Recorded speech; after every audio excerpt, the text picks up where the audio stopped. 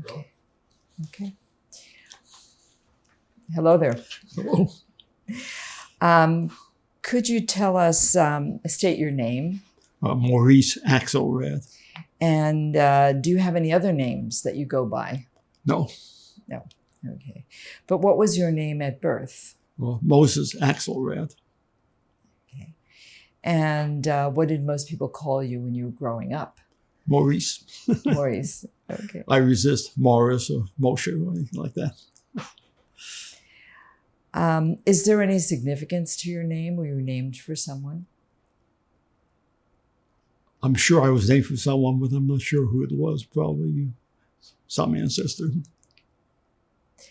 Can you tell us your birth date? February 25, 1934. Okay. And where were you born? A little town, a shtetl in Poland called Gemilov, spelled Grzymalow. In what country? Poland. In Poland. Okay. Actually, it's in the slice of Poland, which after World War II was transferred to Ukraine. Okay. So right now it's part of the Ukraine, whatever is left. Can you tell us the names of your parents? Yes. Nathan Axelrad and Anna Axelrad. And where were they born? I'm sure they were born in Poland. They were born in the same town in Poland? I don't know if it's the same town, but I know they were Polish. They were born in Poland. Yes. Okay. And we were near a somewhat bigger town called Skalat, Skalat, and they may have been from there. And do you know what year your father was born in? Oh, not really. It must have been either 1880 or 1880s or the 1890s. Okay. I'm just trying to see if you gave us any of that information.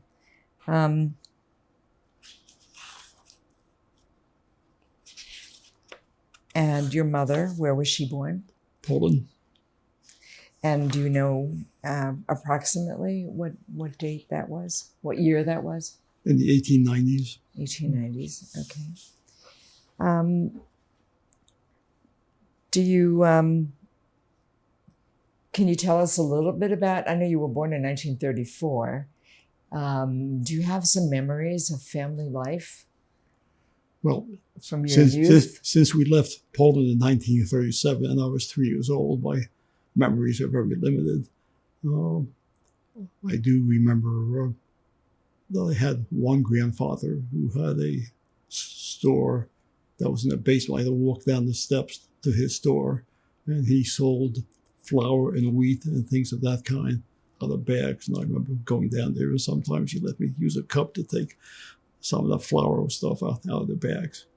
But that's about the only memory I have besides the memory when we left. I remember we left in the nighttime on a bus, and for a 3-year-old, that was quite an experience to be leaving in the middle of what seemed to be like the middle of the night. But otherwise, I really don't remember Gemilov at all. Were your parents Orthodox or? Excuse me? Were they Orthodox or more secular? Or? They were very Orthodox. Very Orthodox. Right. So they went to synagogue? Oh, yes. And as I explained to you, when we went from Poland to France, to Toulouse, France, and my father was very Orthodox, and at that time there wasn't any synagogue in town, so he started a storefront Orthodox Ashkenazi synagogue. Okay. Did you have any siblings? Yes, I had 2 sisters.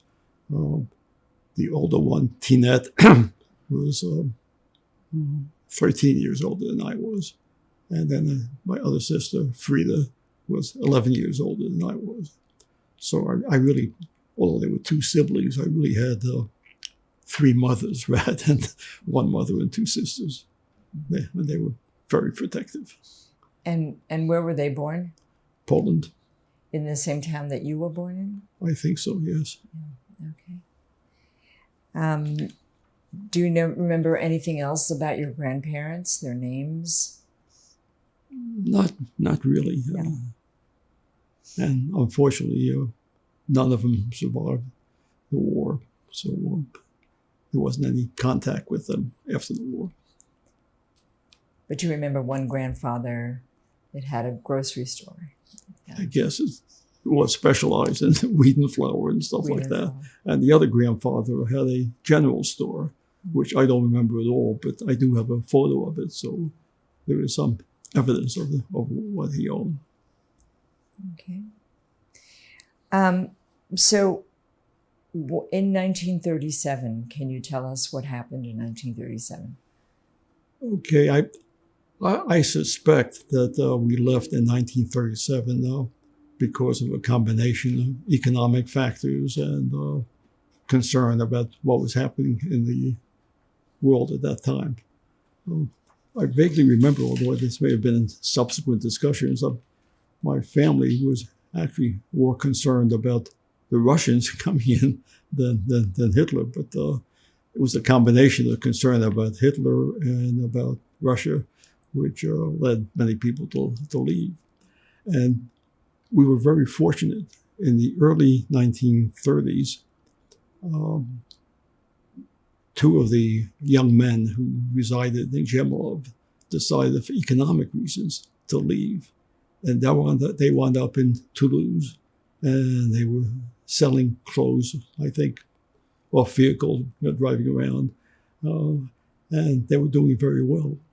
And the problem was there weren't any young Jewish women in Toulouse that they could find.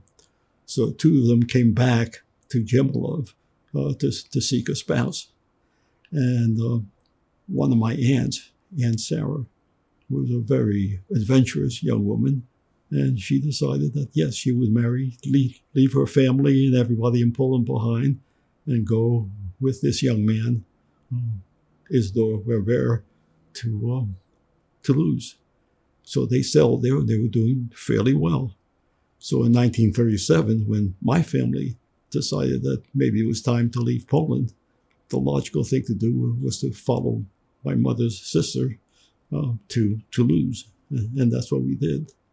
And we settled in Toulouse, France, which we thought would be safe forever because, the French had nothing to fear. Germany was not going to conquer France. So we settled in southern France in Toulouse, and we thought we'd be there for a long time. So who went to Toulouse? Well, it was my mother, my father, me, and my two sisters. And eventually, I think maybe about the same time, I had two of my mother's brothers, Icho and Leon, who also left with their family and went to Toulouse. Yeah. So we wound up with quite a family establishment in Toulouse. Mm-hmm. Did you go to school in Toulouse? Yes. I started school. They started here at school very young. So I think I probably started school at the age of maybe 4 or 5. And I remember it wasn't particularly easy because I didn't speak French. I spoke Polish. And fortunately, in younger grades, you don't have too many things that you have to talk about, but it sort of made it difficult for me to fit in with the French students. And as far as I can recall, in the whole city of Toulouse, there was only one other French, non-French boy, Jewish. And we used to socialize occasionally. But the French people were friendly, not very friendly, but, we didn't, as far as I know, we never encountered hostility, anti-Semitism. It was just sort of an aloofness. We sort of stuck with the other Jewish people, and the French people really did not seek us out. We lived in an apartment house, and there were a couple of other children, somewhat older than I, who lived there, and they were friendly, and I would play with them. But by and large, it was sort of a lonely existence for me because I really didn't have that many people to socialize with. And eventually, I did pick up French very quickly, like you do as youngsters. Mm-hmm. So language was not a barrier, but there wasn't much opportunity for interaction with others. As I mentioned before, my father was very active in the community. He was, in essence, the leader of the Jewish community of Toulouse. And as I said, he founded this synagogue, and there were a number of members. And he was very friendly with the civic administration of Toulouse.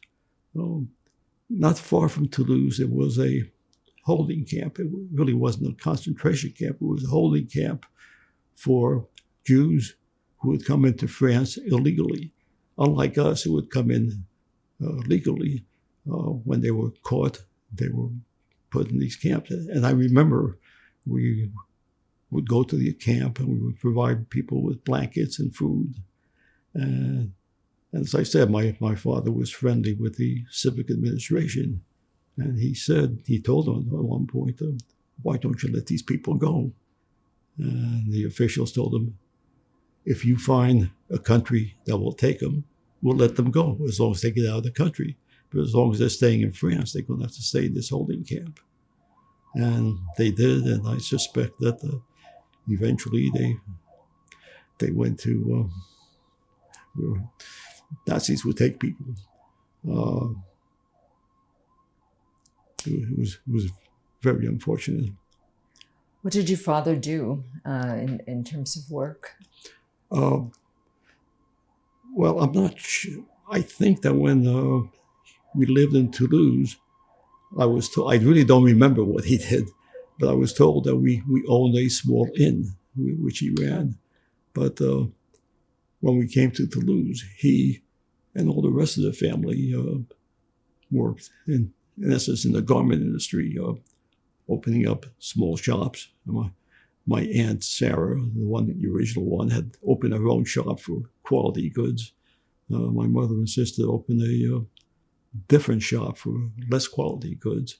Mm-hmm. My father, I think, worked not necessarily in the shop, but worked with the other relatives who actually manufactured some of the clothing and distributed it. Mm-hmm. Okay.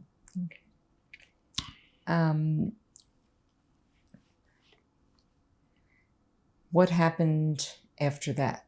What happened in 1939? Okay. Well, let me just add a couple of things about Toulouse.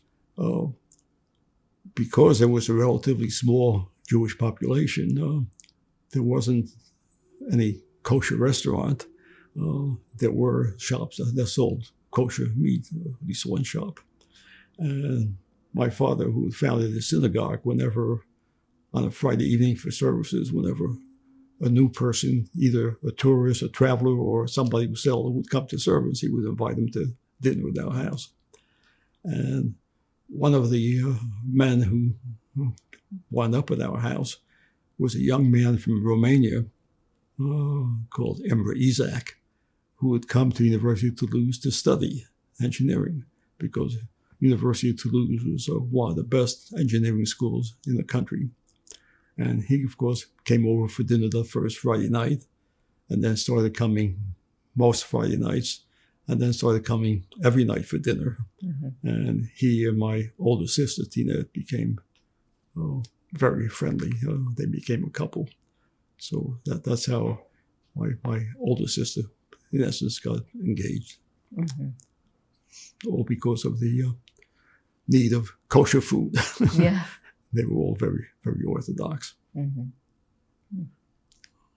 So did the conflict start appearing in Toulouse as 1939 came? No, what happened is that when the war started and France lost the war, France, of course, was divided into two. And one of them was Vichy France, which the Nazis did not occupy. That was the southern part of France, and we were in Vichy France. So 1939, 1940, 41, things were pretty much the same. Unfortunately, in 1940, my father passed away. I'm not sure whether it was an aneurysm or stroke. I just remember he was shaving and he toppled over and he was dead.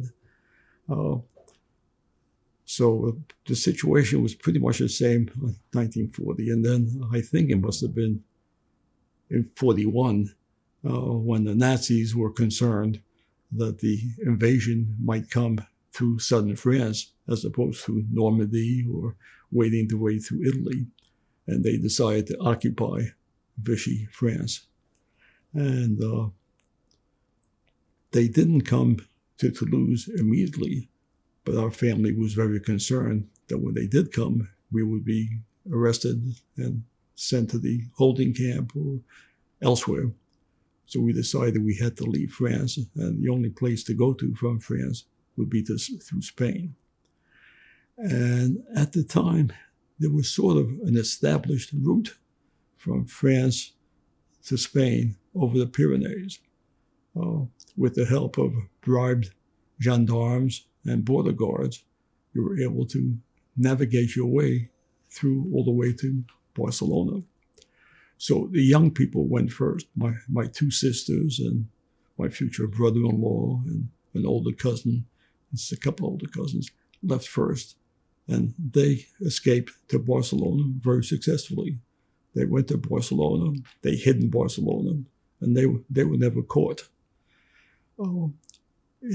Must have been around June of 1942, the older people left. And there was our group consisted of my mother, this Aunt Sarah that I mentioned to you, and her husband, Isidore, and me. And the way the system worked, well, first of all, we had to be able to leave Toulouse to go to a town near the Pyrenees. So my uncle got a doctor to certify that he had to go to the mountains for his health. We had gone to the mountains for pleasure and health reasons before, so that was not unusual, either in the Pyrenees or in the Alps near Switzerland. So we got there by train to this town near the Pyrenees. And then we were met by the guys who would take us. And the way it worked is that we would sleep in a village in town during the day and walk during the night. And it was a slow process, especially since my aunt and uncle and my mother were in their 40s and weren't that physically able to travel quickly. And so we proceeded that way day by day. To me, at the time, I was 8 years old. It was quite an adventure. I wasn't really much concerned about my safety. I had ample faith that my mother and my aunt and uncle knew what they were doing, and this is what we're going to do. And I was looking forward to meeting my two sisters in Barcelona, since they had gone there a few months before us. And I can just recall walking, and it wasn't that arduous. I've read, I just had somebody send me an email about a story that appeared about people doing exactly supposedly what we were doing, going from France to Spain. And somehow they encountered rocky boulders and frozen glaciers and things of that kind, but must have taken a better hidden route. We were walking along, as far as I know, just recognized roads and walking at night, and nobody bothered us. The only incident that I vividly remember is that at one point, one of the guides had a bicycle, and he told my mother, it's a shame to have this young boy have to walk this hard. Why not take him ahead on a bicycle, and then you'll meet us there. So he took me on his bicycle. It was a number of miles to the outskirts of a town. And this was, like around midnight, 1 o'clock. And then he left me and said that he was going back to see my family and they would come back. And I was hidden behind some trees, but I could see into the town. And the town was lit up, and there was a saloon there. And I saw soldiers walking out of that hotel. And I said, gee, they will come and get me. That was the only part of the trip that really scared me. And being alone in the middle of the night was not all that pleasant. But how old were you at that point? I was 8. It was 1942. And eventually my mother and my aunt and uncle did catch up with us. But it was the whole trip was a great stress on my mother. And at one point she had, they called it a nervous breakdown, but I think she just, the stress just got to her. So we had to spend 3 days in one village rather than the scheduled 1 day until she recovered. But we finally made it. We went across into Spain. And at that point, my mother and aunt and uncle, they just felt they just couldn't walk any further to Barcelona. So they decided to take the train to Barcelona instead. And they had fake passports, which I think were Spanish passports. And they were... Do you know how they got the Spanish passport, the fake passport? Whichever through the same mechanism that they got the guides and the rooms in the village. It was all prearranged. There was established, I'm not sure exactly who organized it and how it was organized, whether it was French or American or anything else, but it was a well-organized scheme. But the problem with the fake passports is that they didn't speak any Spanish. So they were caught, they and I were caught and taken to Barcelona. And at that point, the authorities released me into custody. We had friends who had gone to Barcelona legally, and they released me in the custody of these friends. But my mother, my aunt, my uncle were kept. My mother and my aunt didn't do that badly. The holding place they took them to was a convent, which had been converted to holding facilities. So, it wasn't an atrocious jail of any kind. And they weren't treated too badly. They fed well. I was able to visit them. And of course, in the custody of my friends, I was able to see my 2 sisters and future brother-in-law. And then it couldn't have been very long. After a few months, Franco, who had been friendly with Hitler, suddenly decided that perhaps Hitler was not going to win the war after all.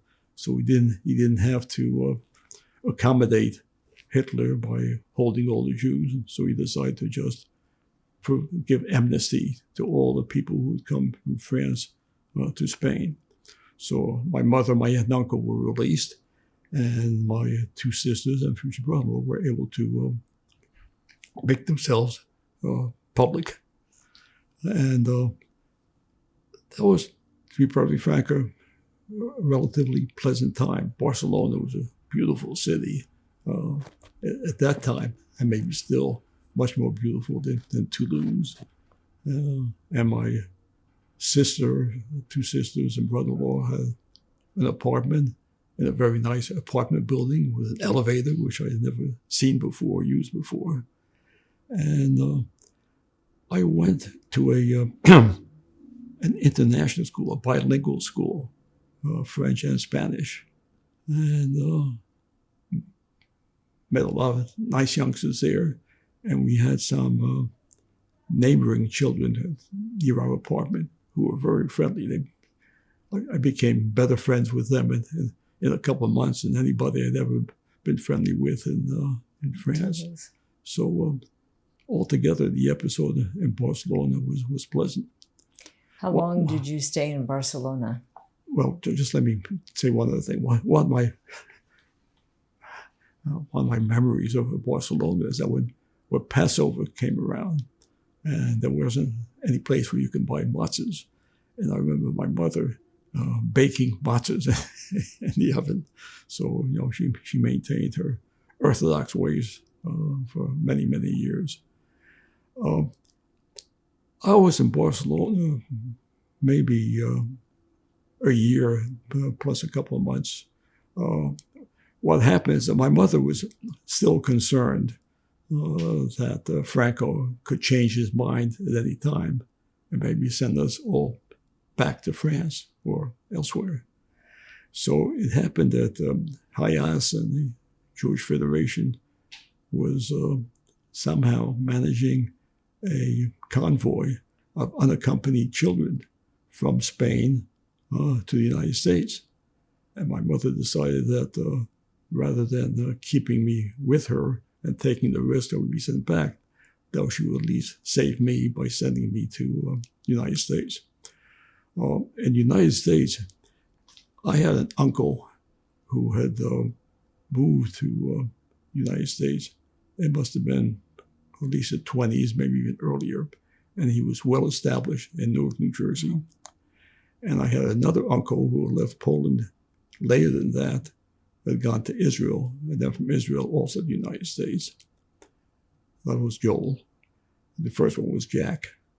And then I had a third uncle, Joseph, who was the youngest of the three, who left Poland late. He left Poland either 38 or 39, and he came to Toulouse first. And he stayed with us about a year. And I have a photo of the family with Joseph with us in Toulouse. So I had these three uncles in the United States.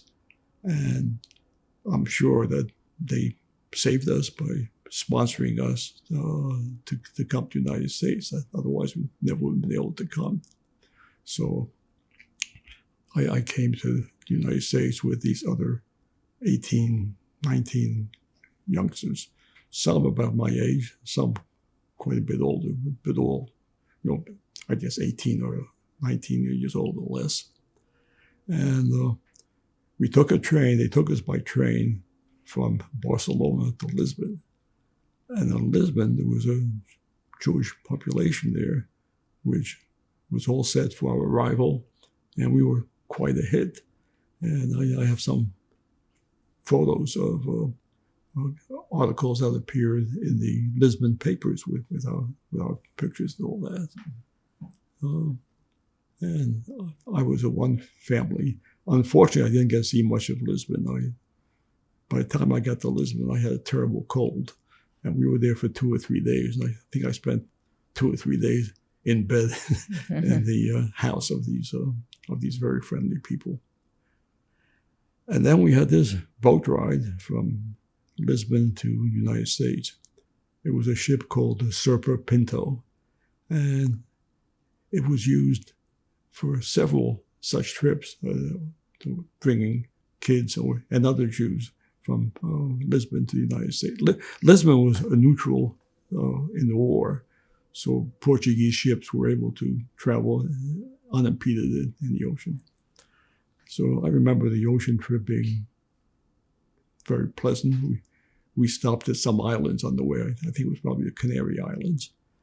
And of course, there's nothing like seeing the Statue of Liberty as you sail into New York. Do you remember that? Seeing yes. The Statue of Liberty? Yes. And when we got to New York, they took us to a building in downtown New York. I think it was very close to Park Avenue. And we were kept there for several days. It wasn't a quarantine, but I think it just took several days to go through all the paperwork. And again, we were quite a hit in New York as we had been in Lisbon. And the Jewish Forward, Jewish newspaper in New York City in those days, had an article on us also, and which included some photos. And I have a photo of me with a young girl, which I can show you.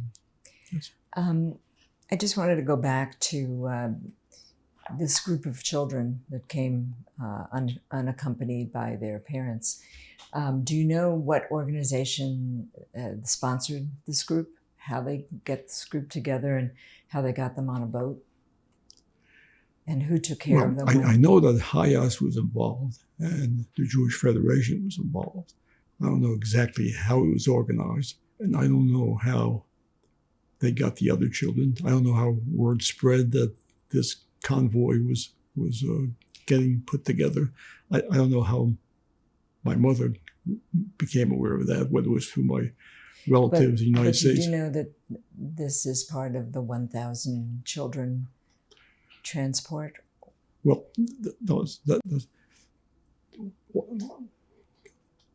let me tell you a different story, okay? As I mentioned, I had my photo with a young girl appeared in a Jewish Forward about, 1907, so I guess 16 years ago. I decided that it would be interesting to find out what happened to this girl who was in this photo with me. So I contacted Hayas, and Hayas told me they didn't have any records, but that there was this organization called 1,000 Children that had been formed. It was formed by a woman who was aware of I think it was called the Kindernacht transport of German children to England before the war, I guess it was. And she always wondered whether there was anything similar, whether there was similar groups that had brought children over from Europe to the United States. So she started making inquiries, and she formed this group, and she found many, many children who would come over under various circumstances. And she wound up calling this group the 1,000 Children, the OTC group. And that's the group that Hayas put me in touch with. And when I contacted them, they said, oh yes, they had records of the Serpapinto shipment, various Serpapinto shipments, as well as other times that boats had come in. And they provided me a list that they had of the people, the other children who were with me. So I had all the names, but they had contact information only for 3 of them.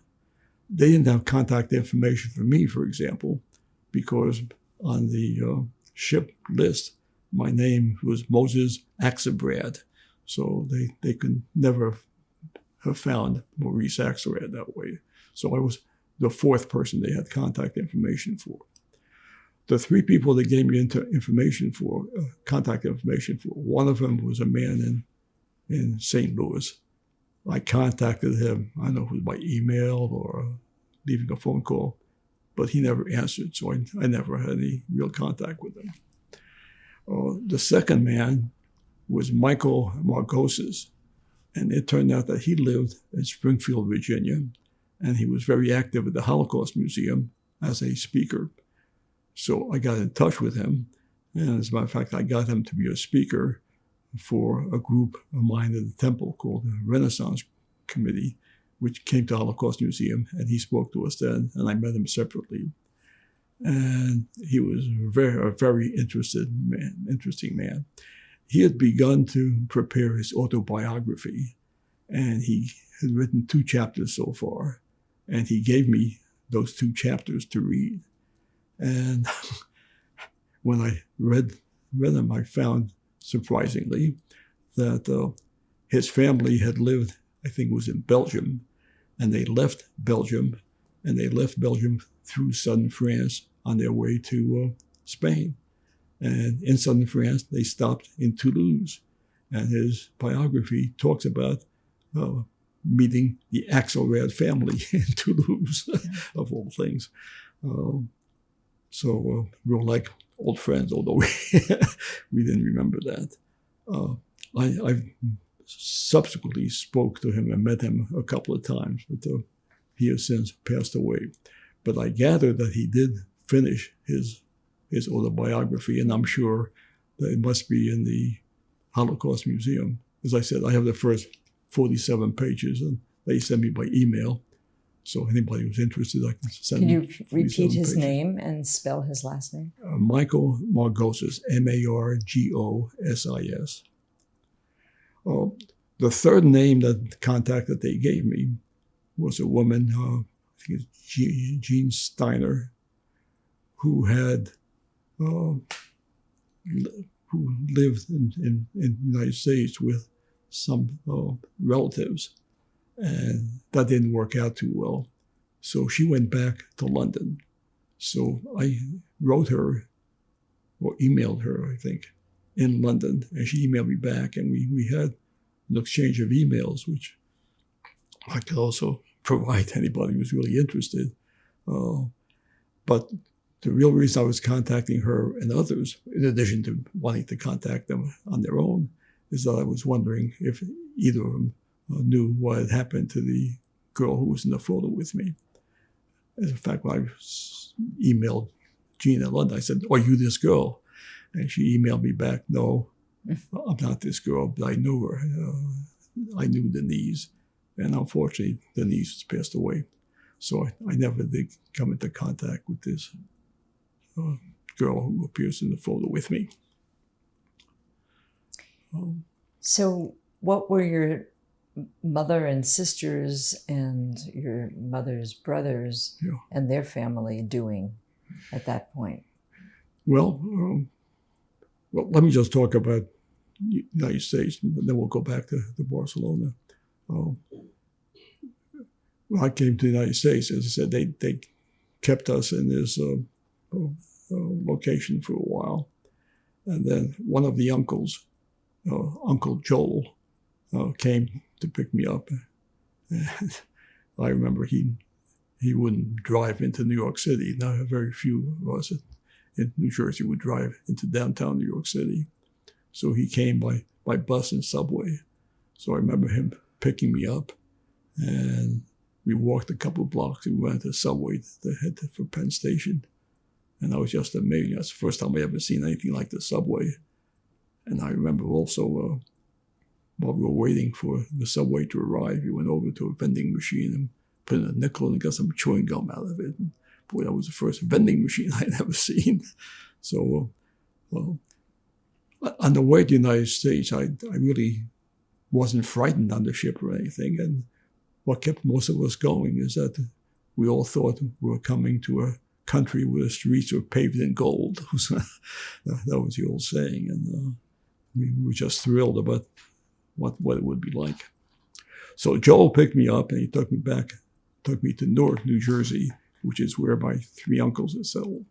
My Uncle Jack, the oldest one, had become very well established in the window washing business, a very, very good, very thriving business with employees. He wasn't doing any window washing himself. He was just managing the business. My Uncle Joel was also very happy and well occupied. He was also a window washer, but he actually washed windows. And the younger Uncle Joseph had opened a grocery store. I think it was doing okay. So I went to live with my Uncle Jack, the oldest one. It was sort of a mixed time. He was married to a woman who was previously a widow, so he was her second husband.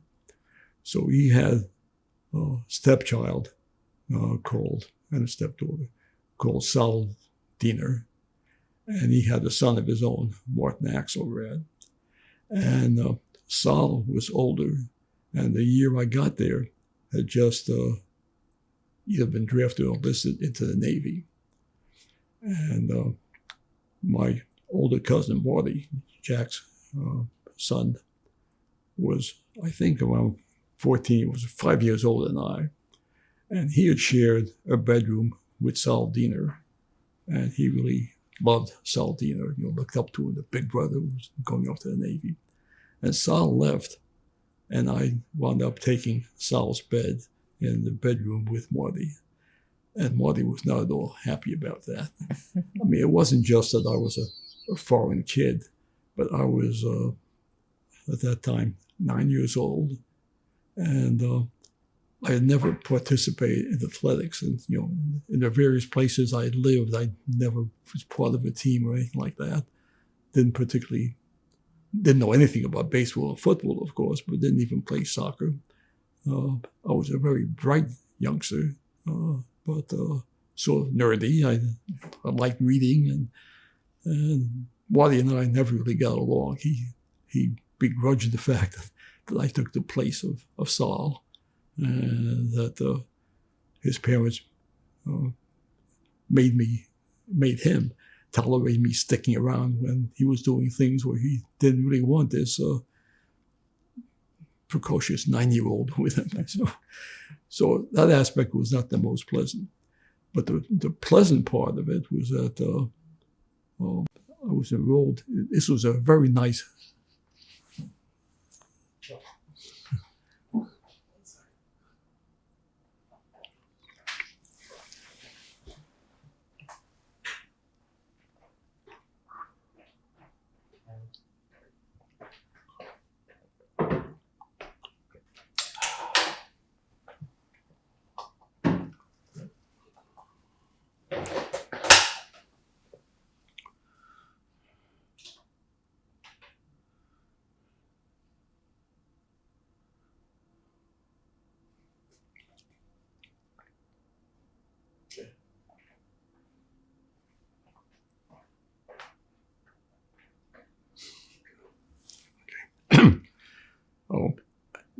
The aunt and uncle I lived with lived in this section of Newark, which was very nice. Like most cities, there are nice sections okay, sections not so nice. This was a nice section.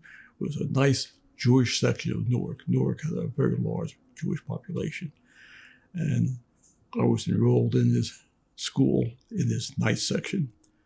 Of course, when I came over in June, that was an interesting part. When I came over in June, I spoke French and Spanish.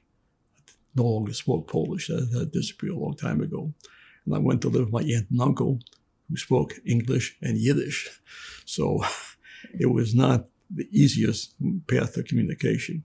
But fortunately, there was a young gal who lived in the same building. These were relatively small 4-story buildings, apartment building, who had taken French, was taking French in high school. So she was an interpreter. And I came over in June, and by September, I spoke enough English to be able to go to school. And I remember vividly that I learned a lot of my English by listening on the radio to Red Barber narrate the Brooklyn Dodgers baseball games. That was before television, so all you had available was the radio. But I was enrolled in this school, which was a very nice school. Very, very nice teachers and a very friendly student body. And I didn't speak English very well, but well enough. But since I had many years of math in France and Spain, I was far ahead of the other students. So they skipped me one grade. I skipped 1 year in public school. And as I said, the children were very friendly, and the teachers were delighted to have this foreign student. It was just a big thrill for them, and it was a thrill for the kids, and I really enjoyed school. And that summer, my aunt and uncle took a vacation 1 week at the beach, which is a New Jersey beach, which is a real thrill. But one incident I remember, which is not so pleasant, is I found myself, after we got back from the beach, in the bathroom, and my skin was shredding. And I thought, my God, I have some kind of disease. So I tried to get rid of all the skin. Of course, this apartment only had one bathroom. So they started pounding on the door, Maurice, come on out. And I was afraid that I had some kind of disease and that they would send me back to Spain, back to Europe. And I never confessed to anybody why I stayed in the bathroom all that time, and nobody ever commented on my skin condition, so I survived that.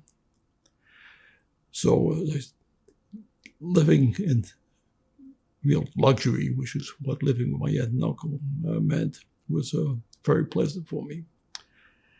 And then in October, my mother and my sister, Frida, the younger sister, were able to come over. Jack and my other uncles had arranged sponsorships, so they were able to come. Wait, I'm sorry, what year was that? That was 1943.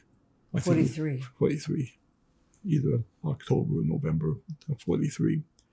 My sister, Tinette, could have come over also, But our fiancé, Emma, was a Romanian, and Romania was in the war with the United States. So there was no way that he could come over to the United States. So actually, before I left Barcelona, they were married. And after the war, Emma and Tinette went back to Toulouse and got back the family business, the shop that we owned. And they just stayed there for the rest of their lives. And Emma died a number of years ago, but my sister, Tinette, lived until just a few months ago, and she passed away at the age of 101. Wow. So that was really marvelous. And unfortunately, because of the pandemic and other things, I was not able to go over.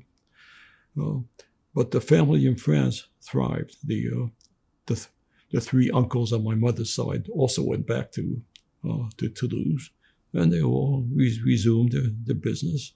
And my sister Tinette had 2 children, 2 boys, Arnold and Francois. And so they were never in hiding. They were never pursued by the Nazis. Well, they were pursued to the extent that we were in Vichy, France, when they had to go to Spain. Right, but once they were in... But in Spain, they were hidden. They weren't pursued. And after the war, they just went back. They were French citizens, or they became French citizens. Mm-hmm. And what was it like to see your mother and your sister? Oh, it was wonderful. And it was really a thrill to have them back. But as it turned out, of course, we did not live in the lap of luxury. My mother and my sister both went to work in a factory. And then after a year or two, maybe less than a year, I guess either with money that they had brought over or with the help of my uncles, we bought what was then called a candy store. A candy store sold, it had a counter where we sold ice cream and drinks and stuff like that. So I became quite a soda jerk. I could make all kinds of drinks. But it was a hard life. And my mother was still very orthodox when she came to the United States. I remember in the apartment we lived in, she would not turn on a light switch to put on the electricity or to put on the oven. I did that occasionally when it was necessary. She allowed that, but she wouldn't do that. And she, of course, would not work on Saturdays. But when we went to the candy store, which had to be open 7 days a week, all of that stopped.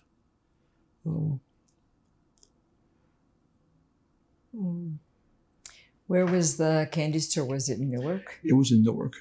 It was in a section of Newark, this Jewish section called Weequahic. Weequahic, Weequahic, which is... It's well known by anybody who knows anything about New Jersey. And often when I'm talking to people who I'm meeting, I say I came from Newark, and they say, "Oh, were you from the Weequahic section?" I said, "Of course." When we lived there, we lived in the poorer portion of Weequahic, but neighboring it were very luxurious by Newark standards sections also. Friends of all mixed breedings. Did you go to Weequahic High School? Yes. And I graduated from Weequahic High School in 1950. And at that time, Weequahic was Jewish Weequahic. I think maybe 90% of the students were Jewish and went on to college. In the late 1960s, that changed, of course. My sister, Frida, who married Oscar Yeager and had 2 children, Yvette and Neil, stayed in Newark even through after the 60s, after the events in the late 1960s where there were big change in Newark. She stayed there. And in 1970, my nephew Neil graduated from the same high school, Weequahic High School. And we went to the graduation, and he was the only white kid in the graduating class. The whole rest of the class was African American. So after the graduation, I asked Neil, how was that? Well, he said it was fine. He said I learned a lot. In fact, he got into a good college, and I had good friends, and I didn't mind going to high school at all. I said, well, did you ever think of changing or transferring to another high school? He said, well, no. If I had wanted to leave Weequahic, my parents, who were Orthodox, would make me go to yeshiva, and I didn't want to do that, so I stayed in Weequahic. I don't know how much you want to go into my life after I came to the United States. Yeah, sure.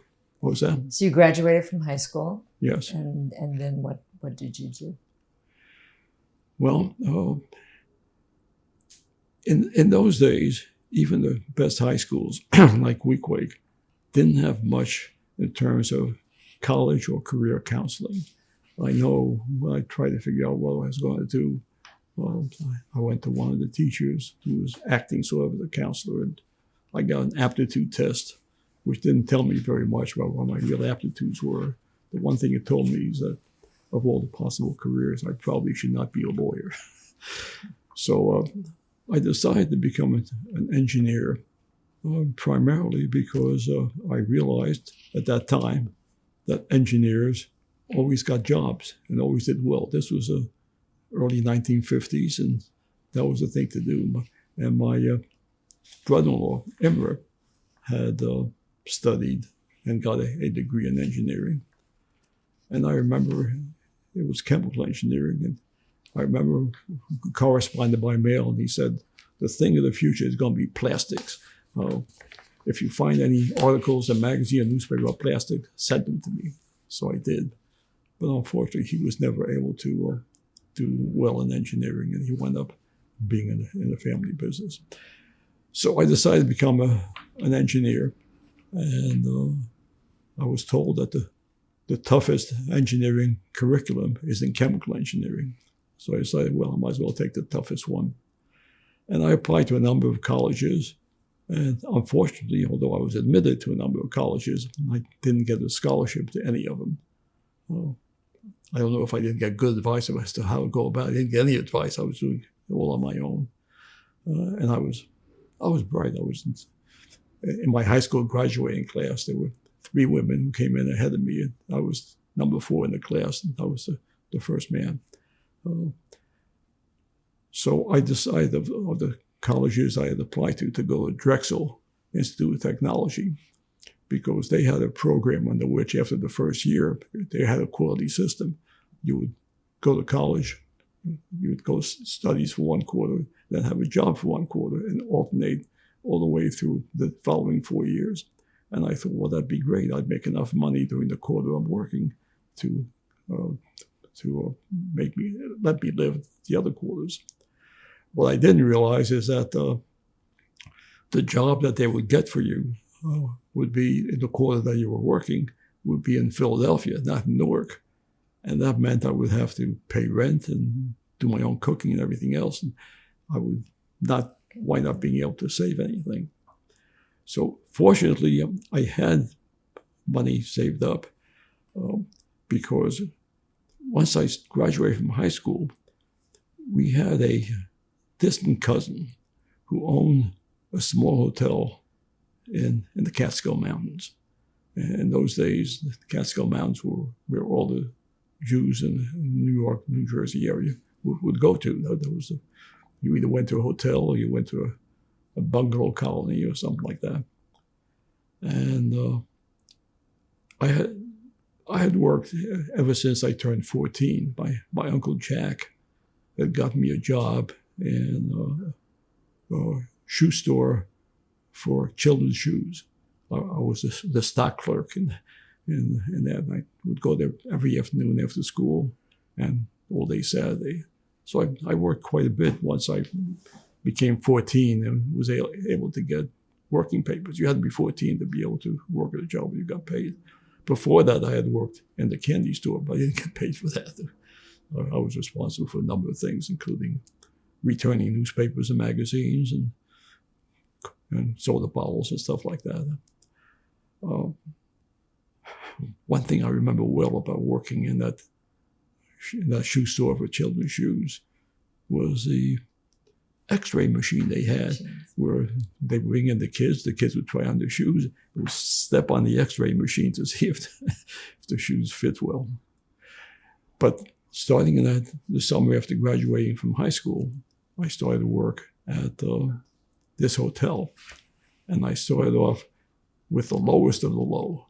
I was the busboy in the children's dining room. But by the end of the summer, I was working as a busboy in the main dining room, making much better tips than the children's dining room. And I did that for the following 6 summers. And in those days, money wasn't, the prices of everything was different. I was able to put away $1,000 each summer. And in 1954, that was a lot of money. So after my first year at Drexel, I decided to transfer. And one of the biggest engineering schools in the country was Purdue University in Indiana. And I had a couple of friends who had gotten there, a couple of my fellow high school graduates. So I applied there, and they gave me a full scholarship in terms of tuition and fees, not living money, but tuition and fees. So they gave me a full scholarship, which in those years for out-of-state residents, it was a state university.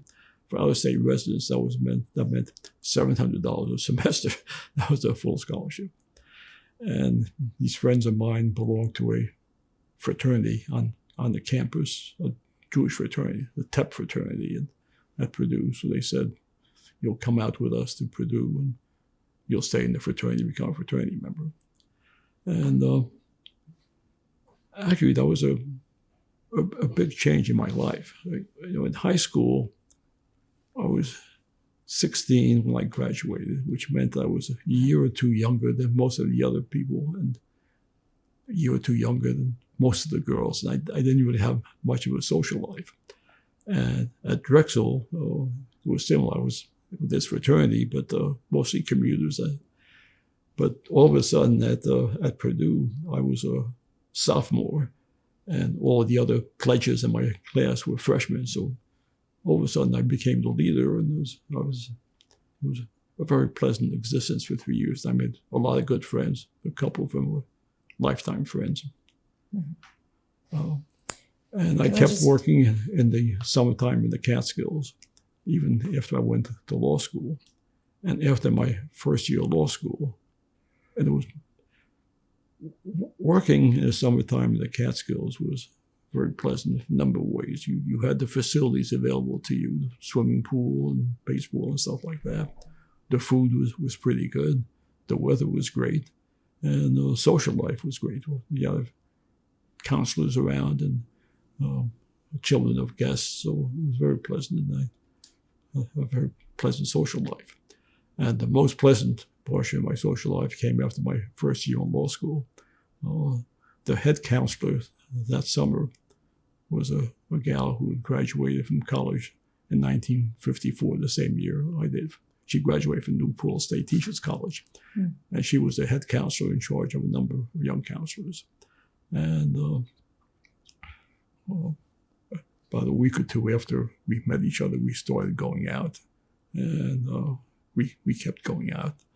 And in mid-August, I had to leave because I had been elected to the law review at the University of Pennsylvania, and I had to go earlier than the school semester started for law review duties. But that was in mid-August.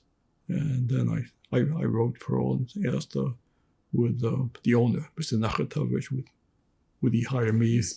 Yeah, would Mr. Nachatovich hire me back for Labor Day weekend? And she said, yes, of course he would. So I went back Labor Day.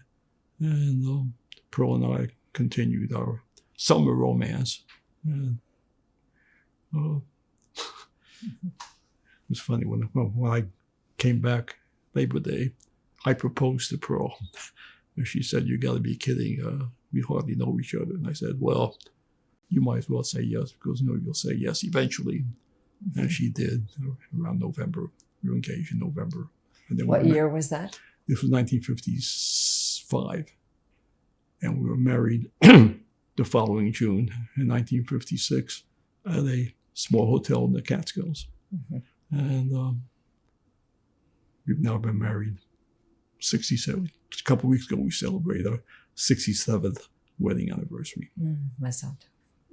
And can I just go back and ask you, during that period when you were growing up in Newark with your mother and your sisters and so on and so forth, what kind of a Jewish life did you have there? Not really very much.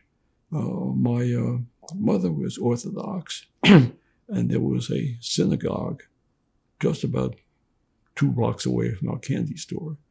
But we did not belong to the synagogue. And we really did not go to services except for the high holidays. We would go for the high holidays. We celebrated all the holidays, Rosh Hashanah, Yom Kippur, and Pesach, and all that. And we did have aunts and uncles that we occasionally participated with. And we had these aunts and uncles that we occasionally participated with for the holiday services. But we were almost like ethnic Jews. I mean, we're obviously Jewish. We were not practicing in terms of religious organizations. And it's funny because Pearl, my wife, also grew up, well, not also, she grew up in a very non-religious, not even Reformed movement. I mean, her parents just didn't do anything. Like, they may have celebrated Pesach in some way, and maybe Rosh Hashanah, maybe they didn't work in Yom Kippur, but that was about it. But when we got married, we were sure we wanted to have our kids grow up Jewishly. So when we finally settled down in Westchester County after being married, got married 56, we were 65. After being married 5 years, we joined the temple, and we became very active, very friendly with the rabbi and his wife. And when we moved here to Bethesda, by that time, both of our daughters had been bat mitzvahed in New York, but we wanted them to continue with confirmation and post-confirmation. So in 1973, we joined Temple Shalom here in Bethesda, and just recently we celebrated internally our 50th anniversary of our membership in Temple Shalom. Wow. And it turned out to be a real blessing. I was very busy as a lawyer. I traveled a lot and worked extra hours, so I wasn't really home that much. I had no time for any activities at the temple or anyplace else. But we moved here. Pearl and I knew very few people, just a couple of people that we still knew from the time I had worked here before and from law school. So she became active in sisterhood at the temple. Sisterhood at our temple at that time was very active. They actually did the catering for bar mitzvahs and weddings at the temple. And she and her friend co-edited the directory of members that came out each year. And through that, we met and became friendly with many good friends at the temple. And we helped form the Renaissance Committee afterwards for people who for empty nesters. And I was not active while I was working, but I retired in 1996, 27 years ago. It's been a long time. And then I became very active in temple affairs. I was on the temple board for 14 years. I was president of Brotherhood for 4 years. Became very friendly with the rabbi who had formed a non-charitable an organization that helped you make contributions to charitable organizations in Israel. So, and up until quite recently, I was still very active with Brotherhood. But with the pandemic, I stopped going to meetings, obviously, and so it's not quite the same on Zoom. Do you feel that the experience of the Holocaust and your refugee status and so on, having lost so much, did that impact how you felt about either Judaism or yourself as a Jew or your Jewish life? I'm sorry, can you repeat the question? How the Holocaust experience of fleeing and being refugees and leaving on your own, being here by yourself and so on and so forth, your father dying, your mother sort of leaving Orthodox Judaism. How did all of that impact your sense of Judaism or your sense of yourself as Jews? In terms of your faith, did it have an impact on your faith? Well, I think that, the Jewish faith, as far as I'm concerned, is treat others like you would like others to treat you. And befriend strangers because we were once strangers before. So there are aspects of the Bible of the Torah that guide me. I think that the fact I went through these various events just makes me more aware of the needs of others, and to be sure that you keep in mind and help others who need help. And Pearl and I have become donors to many, many organizations which we feel do the right thing in life.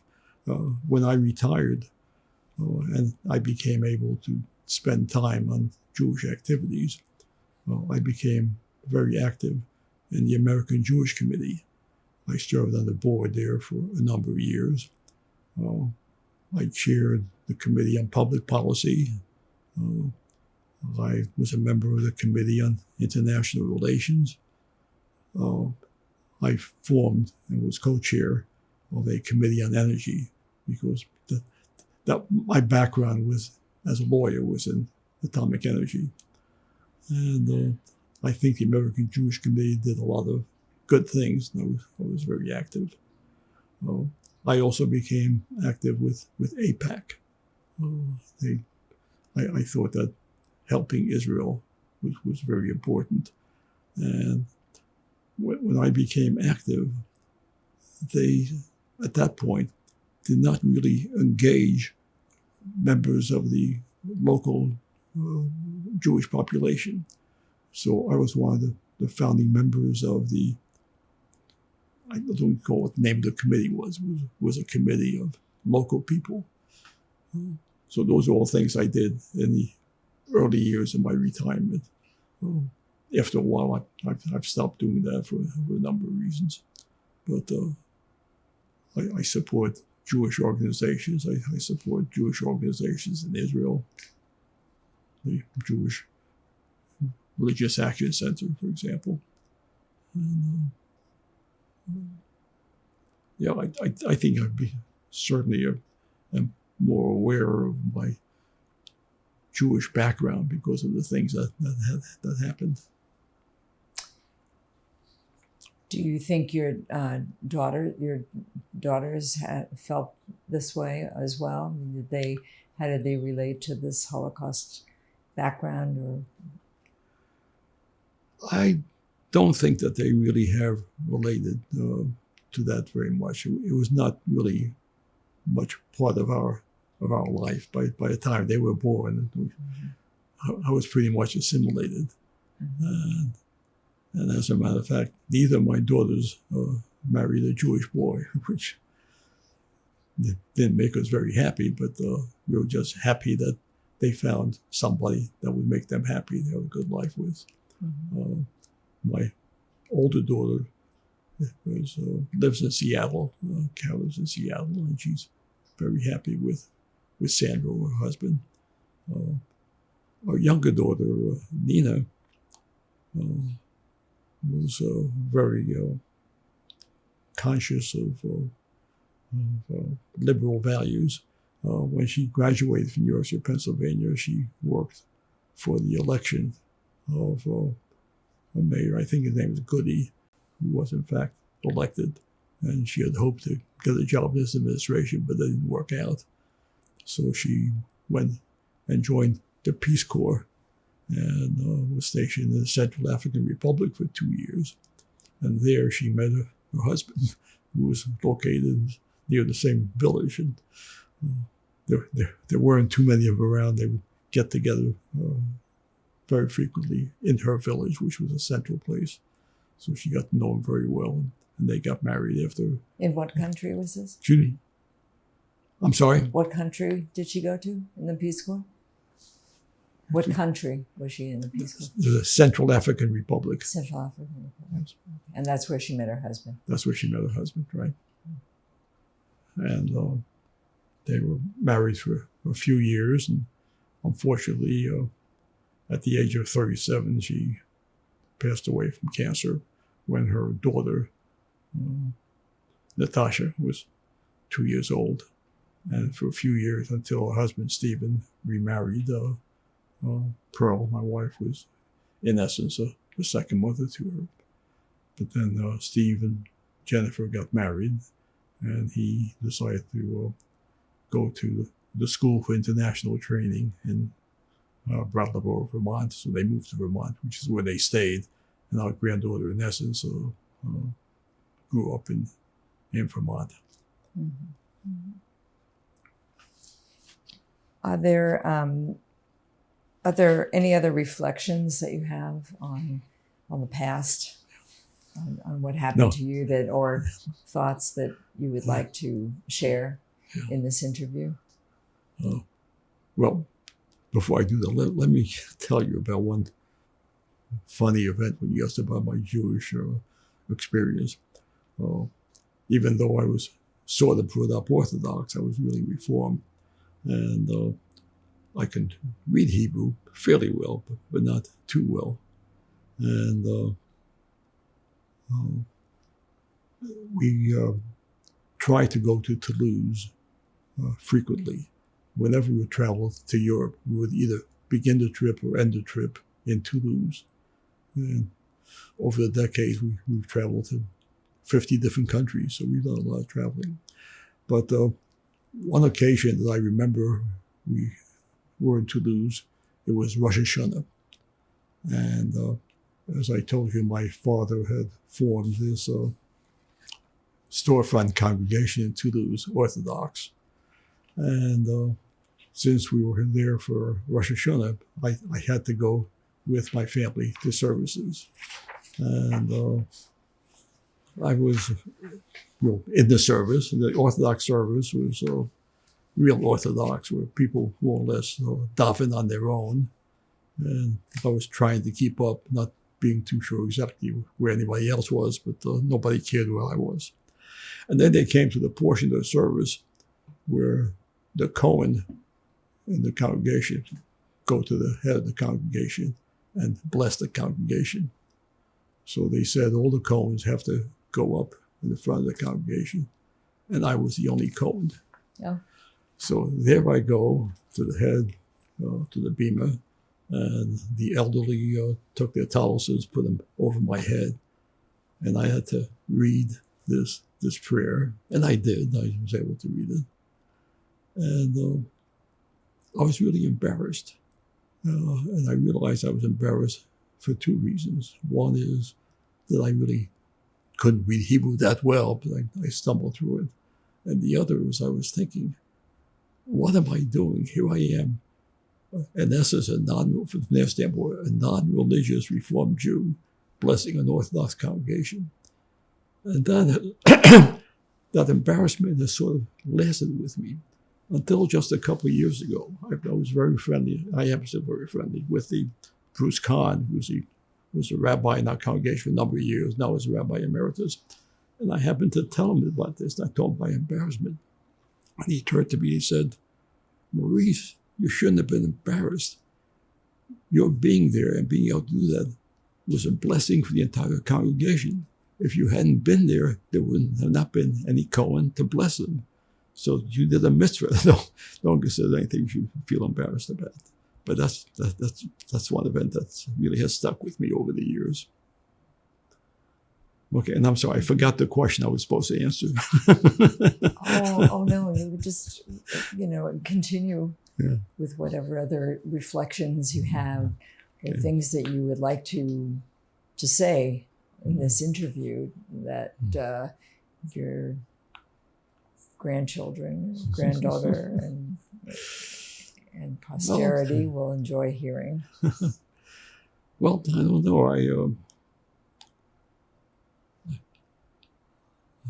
I guess I've been blessed that Pearl and I have been able to live for so many years, 67 years. And even though Nina was taken away from us much too early, we were blessed with having a granddaughter who's one of the joys in our life. And Karen has been a very solicitous and very warm part of our life also. Talk to her frequently, and she comes to visit us from Seattle. We went to Seattle several times, but not lately. And I have 4 cousins. I'm sort of the patriarch in the family because when I came here, none of my Axelrad cousins were born yet. The oldest one was born, I came in June, she was born that August or September, so I know exactly how old she is. But I've stayed in touch. We email frequently. And that's good, even though they spread all over the country. One's in California, one is in Florida, and one is in Arizona. And I have a niece and nephew, Yvette and Neil, that Pearl and I are close to. Yvette has visited us here several times. So I'm blessed to have this family, plus, of course, the whole family in France, which I don't see that often anymore, but we used to see quite often. And I think by and large, even though the first few years were, shall we say, interesting, my life after that has been pretty damn good. I had a job that I enjoyed. I was a lawyer for many years and did well. And, I feel blessed. Would you like to bring Pearl in? Yes, please. Now? Yes.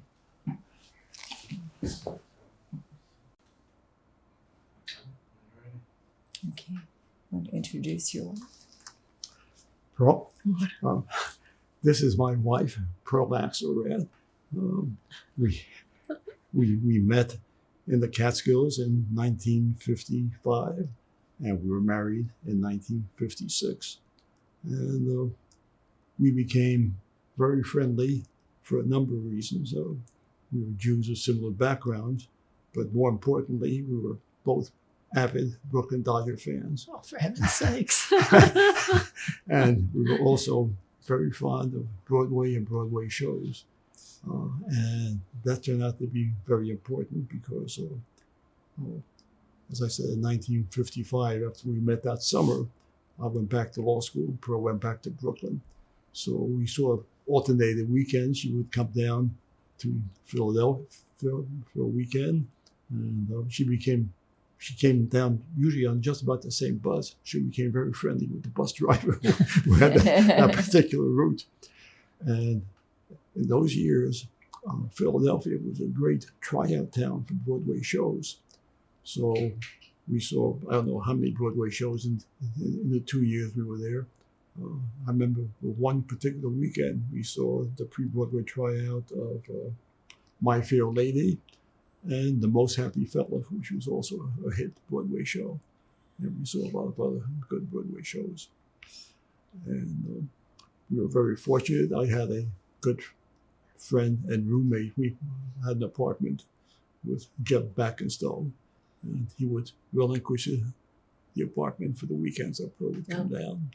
So it was a very, very pleasant time, except for one particular weekend. University of Pennsylvania had been a big football team. They competed with all the big teams. But by 1955, they had stopped doing that. They were a member of the Ivy League. But they still had, as a remnant of their schedule, a home game where they were hosting Notre Dame. So I had 2 tickets to the Notre Dame game. And University of Pennsylvania was going to lose by a large amount, that's for sure. But Pearl, as usual, was just a little late. So as we headed for the stadium, this game had already started, and I heard a big roar. And we got to the stadium, we found that University of Pennsylvania had returned the kickoff for a touchdown. And we were ahead 6-0. And the final score was something like 56-6. and we had missed a touchdown. But I forgave Pearl, and we got married anyway. Nice. And it's been a very eventful 67 years. I just celebrated in this past June. It's lovely. Okay, Pearl, you want to say hello for the camera? Oh. Do we have to? No. No. Okay. But that was a big smile. That's good. So maybe you can give us a description of what some of these things are. Okay, can I have another I'll give one? this to you later. No, there's You want one the picture? The little one, yes. Okay. Are you able to? Yeah, these This photo that was taken in 1937, I think before we left Poland, I think what of me and my mother. best thing to do is shoot these in a different way, Okay. so I can get a close up of just the photograph, and you could talk. Okay. So we'll just stop down for now. I Okay. can set up for that real Okay. quick. Okay. Okay, this photo was taken in 1935 in Poland. I'm the front, and back of me is my mother. The 2 women standing on the right are my sister Frida and Tinette, who were then, I guess, Frida was 11 years older than I am, and Tinette was 13 years older. And the man on the far left is my Uncle Joseph, the father of my 2 cousins here, Esther and Marty. I'm not sure who all the other people are. And where was this taken? Excuse me? Where was this taken? It was taken in Poland. I'm not sure whether it was taken in Jemelov or elsewhere. Probably Jemelov. Okay. Okay? Mm-hmm.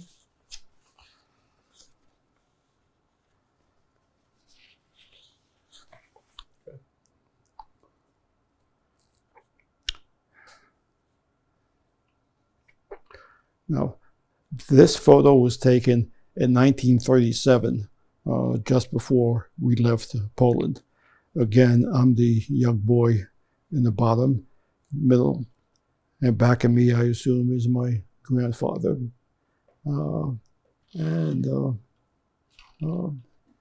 I recognize Frida. I'm not sure I recognize my mother or Tinette, but I'm sure they're in the picture. And I think the man in the last row on the left is my uncle Icho, my mother's brother.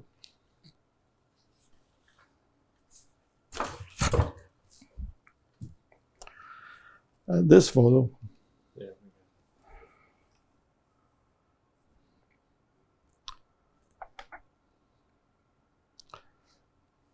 this photo was also taken in Poland in 1937, before we left Poland. And who's in the photo? Excuse me? Who's in the photo? Just me and my mother. Yeah.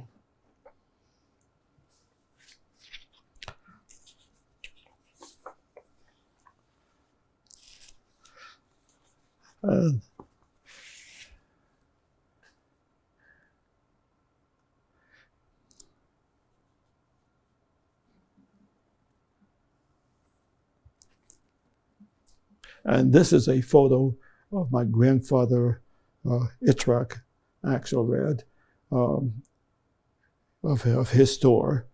It was called a mixed store, meaning a general store.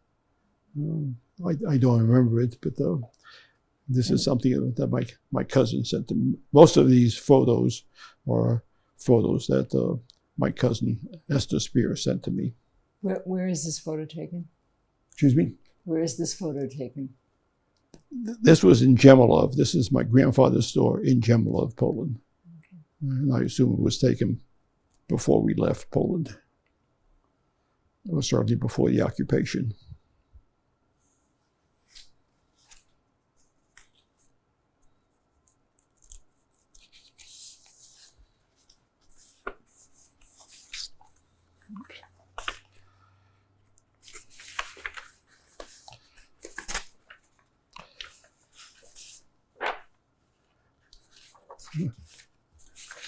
Can you focus on this part first? Okay. Go ahead. Okay. That was the great synagogue in Jemelov before the war. I don't remember it, but I've been told it was a beautiful, beautiful building, as you may be able to see from the photo. And then the next photo is going to be of the same synagogue after the war. It shows it in its destroyed form. Okay.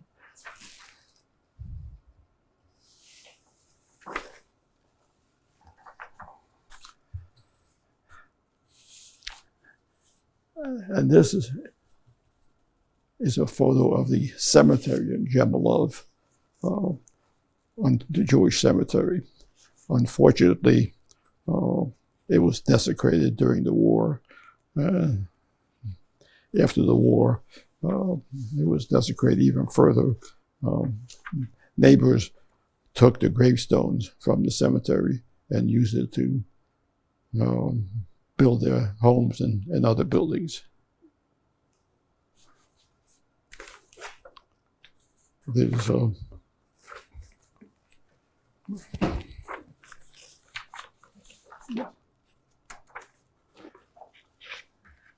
this is a photo of one of the gravestones that remains.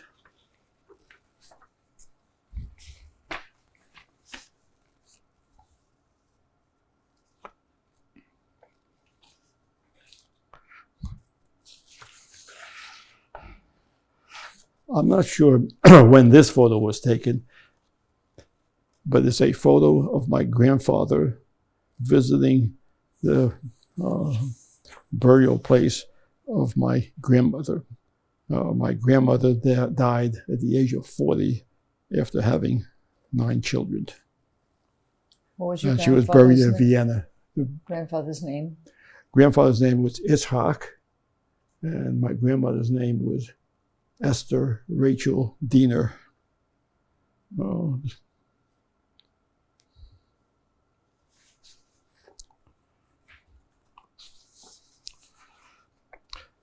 And this is a photo of my grandfather with his second wife. Her name was Toba, T-A-U. No, I'm sorry. Her name was Freda Friedman, F-R-A-Y-D-A, Friedman. Do you know where that was taken and when? I'm not sure, but all these photos had to be taken, I'm fairly sure, before the German occupation in 1939. Mm-hmm.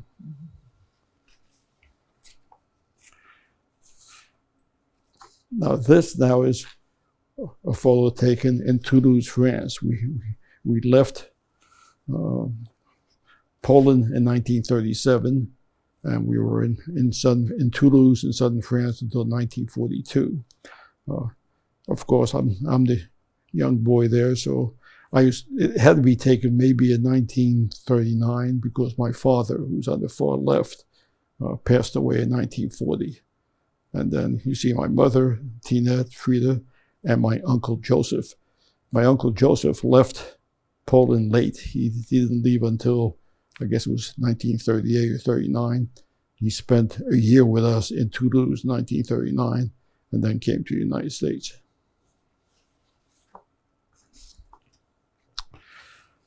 And then in 1942, we left France and went to Spain. And we lived in Spain for a while. My mother was concerned that Franco would send us back to France. So I came over the United States with a bunch of unaccompanied children, 19 children. And we took a train. They took us by train from Barcelona to Lisbon. And we were warmly welcomed in Lisbon and stayed with Jewish families for several days before our ship was scheduled to leave. And the newspapers were very friendly. They had an article on us. This was from the Portuguese paper. The heading Serpa Pinto, that's the name of the ship that took us over. And this is the, I think it was 19 children that I came over with. And this is another photo from the Lisbon, of the newspaper article in Lisbon. And when we reached the United States, the Jewish Forward had an article on us in the Sunday edition, and that included this photo of me and this other girl, Denise. And I think the article referred to us as the wandering waifs. Maybe I could read that. The wanderers, the little wanderers who were brought here from war-torn Europe this summer. There's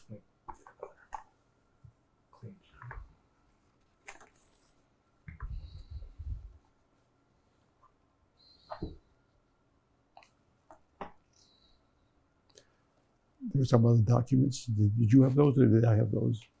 The other documents. Yeah.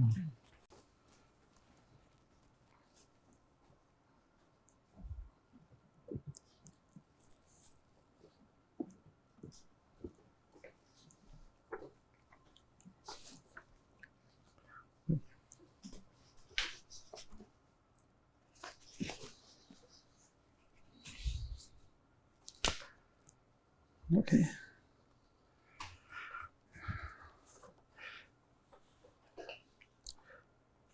And this is a photo of two of the other children who came over with us at the place where we stayed for a few days, looking up at the American flag.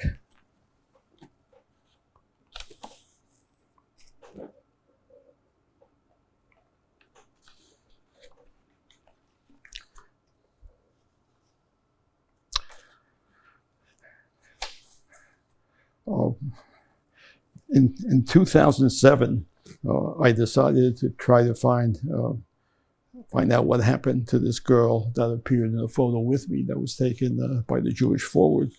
And through Hayas, I was able to reach the organization called 1,000 Children.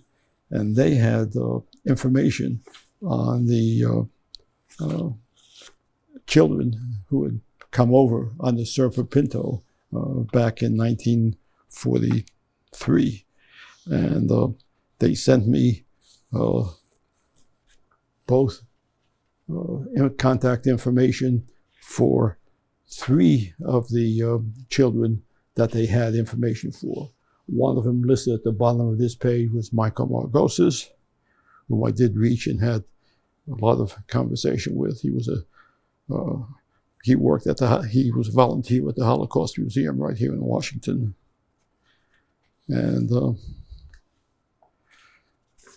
there were 2 other contacts, one in St. Louis, who I didn't really get much information from, and one was Joan Salter, who had gone back to England, and I did have extensive correspondence with her, and she informed me that the girl I was looking for had passed away.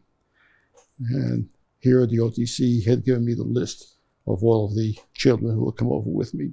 The reason, of course, they hadn't been able to find me when they were looking for all these people was I was listed, as you can see, under the name of Moses Axelrad.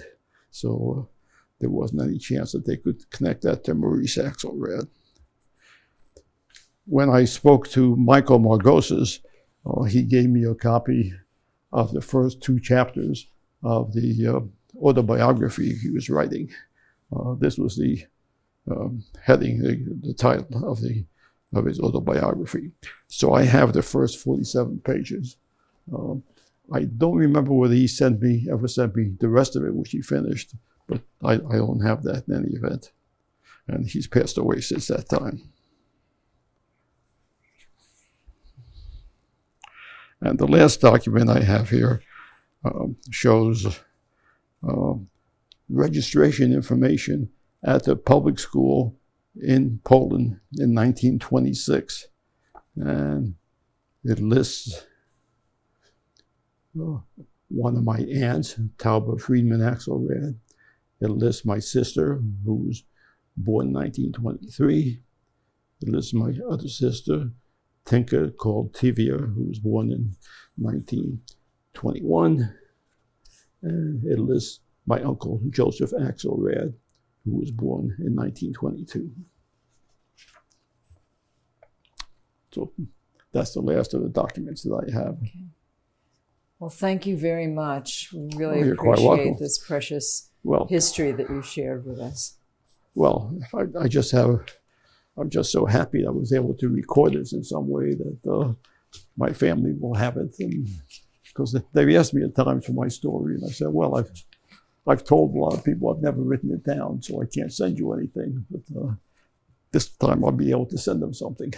I'll send them the link when I get it. Any last thoughts? Anything else you want to? Any last thoughts? Things you want to add, or stories, or anything? Not really. I don't think. Yeah, thank you very much for the opportunity, and thank you very much for taking the time to come and interview me. It was an honor. Really appreciate it. It was an honor. Thank you.